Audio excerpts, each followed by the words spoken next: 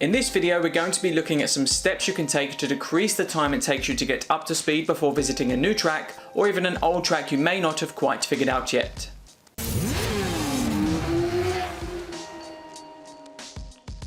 So first off, why are we doing this? Surely we can just turn up, ride around and figure things out as we go.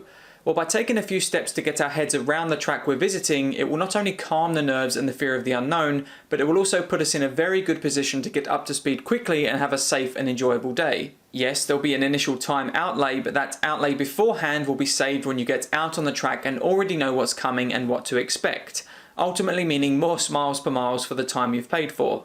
So the first step is to find yourself a track map. If you're going to a track that does track days, it's highly likely you'll be able to find a map using Google Images.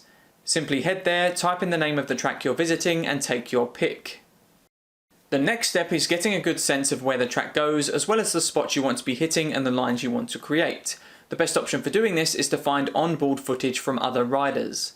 Thankfully, in recent years, large numbers of riders actually record themselves out on the track, and we can use this footage to help us find the information we need. Head over to YouTube and look for some track day footage for the track you're about to ride.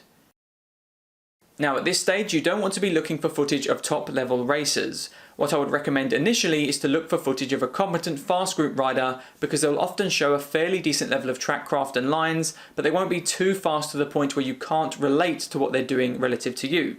With the footage found, now you can work to find the most important reference markers. This will be your braking, turn, apex and exit markers, and it's what's going to give you that dot-to-dot map to follow around the track and create the right lines. Watch the video and ask yourself questions like, where does the rider brake? Where do they steer and enter the corner? Where do they apex? And what point are they consistently hitting on the exit? These are the questions to ask as you follow them around each corner. The types of markers you're looking for should be easily noticeable, not the type that you have to hunt around for until you're right on top of them. If you can, find markers on, next to or over the track, such as big changes in the track surface, curbs, yard markers or gantries. Something that's as much in line with your sight as possible and that's big and obvious. Note down each marker on your track map for each corner as you find them. Now you've found your markers, it's time to turn your attention to how the rider in the video is actually navigating the track and connecting those dots up. For the most part, this shouldn't be too difficult, as with many corners, they will brake at a certain point, turn in at a certain point, move to the inside hidden apex and drift out to meet the exit, all in a more traditional way that you would expect. However, in some instances, the rider might take a less than conventional line, such as apexing very late or not using the entire track on the entrance or the exit, and you need to try and figure out why that is. It could be that it's just not necessary to use the entire track, or that a late apex squaring off line means that they can make better use of the long straight. Another reason could just be that it's an incorrect line choice, but this is something you need to try and determine, which leads us nicely on to the next step of using RACER'S footage. We're lucky here in the UK because many of the popular tracks are ridden by riders of an extremely high level in the British Superbike Championship. This is all televised, but with the success of YouTube it means that it isn't too difficult to find onboard footage at any of the major UK circuits.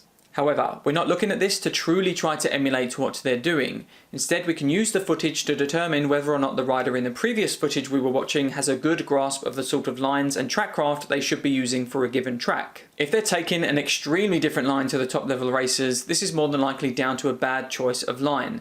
Take a bit of time to study some high-end racing footage if you can, and hopefully this will help you complete the picture that you started to create with the previous steps. Once I have all my markers and line notes in place, I like to study them until I can put the notes down and actually visualize and talk myself around a full lap. It's a common technique among racers, and doing it to the point where you don't need your notes will help you no end when you get out on track, because it means that you near enough know exactly where you want to go and where you want to be before you've ever rolled the wheel out on the track itself. It might feel silly, but it's a step that I would recommend. So with all of your study and note-taking complete, now it's time to actually get out there and ride.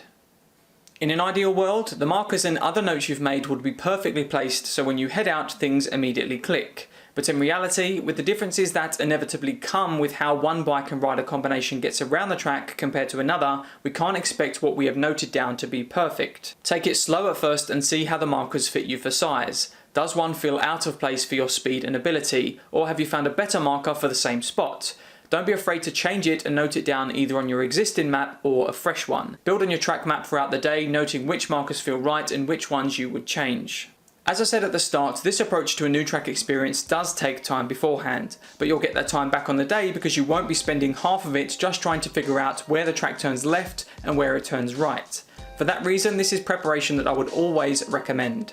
Okay, that covers our look at the steps to take when learning a new track or relearning an old one. If you liked the video, then be sure to hit the button below and subscribe to support the channel and see more performance riding advice and guides moving forward. As always, I'll see you in the next one.